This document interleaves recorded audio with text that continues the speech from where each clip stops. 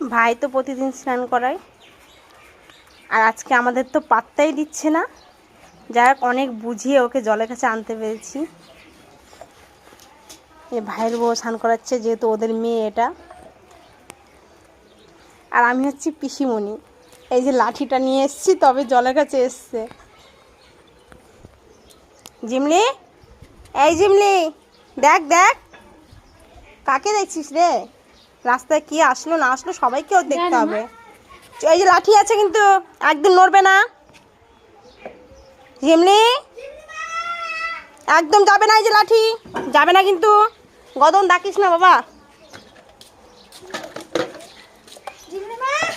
তোমাকে চান করাবো যে মা, তোমাকে চান করাবো না আমি। ও মা, মা, মা। সবার